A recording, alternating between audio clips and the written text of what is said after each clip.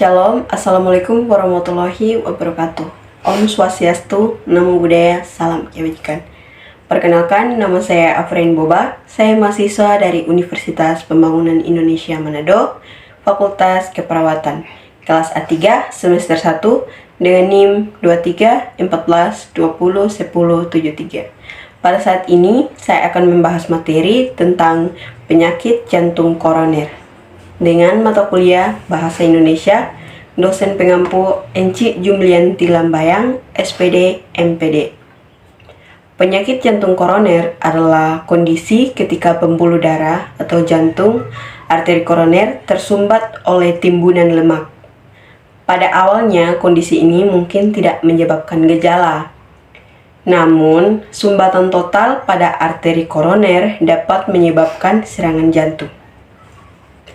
Arteri koroner adalah pembuluh darah yang mengalirkan darah kaya oksigen ke otot jantung. Penumpukan lemak di arteri koroner membuat pembuluh darah ini menyempit dan mengeras. Akibatnya, aliran darah dan asupan oksigen ke otot jantung berkurang. Ketika asupan oksigen berkurang, otot jantung bisa rusak, sehingga kemampuannya untuk bekerja juga menjadi terbatas. Hal inilah yang menyebabkan gejala serangan jantung, seperti nyeri dada dan sesak napas. Berdasarkan data WHO pada tahun 2019, ada 17,9 juta penduduk di dunia yang meninggal karena penyakit jantung dan pembuluh darah atau kardiovaskular, di antara akibat penyakit jantung koroner atau PJK. Sementara di Indonesia, tercatat lebih dari juta orang menderita penyakit kardiovaskular pada tahun 2018. Penyebab penyakit jantung koroner adalah penyakit jantung koroner dimulai sejak terdapat penumpukan atau plak lemak atau aterosklerosis di dalam arteri koroner. Banyak faktor yang bisa meningkatkan risiko terjadinya kondisi tersebut. Antara lain, yang pertama, merokok. Yang kedua, menjalani pola makan yang tidak sehat, seperti tinggi lemak dan tinggi gula. Yang ketiga, menderita tekanan darah tinggi. Yang keempat, memiliki kolesterol tinggi. Gejala penyakit jantung koroner. Ketika plak lemak di arteri koroner belum tebal, penyakit jantung koroner bisa tidak menimbulkan gejala sama sekali. Gejala nyeri dada atau angina mungkin terjadi ketika jantung harus bekerja lebih keras, misalnya saat sedang berolahraga.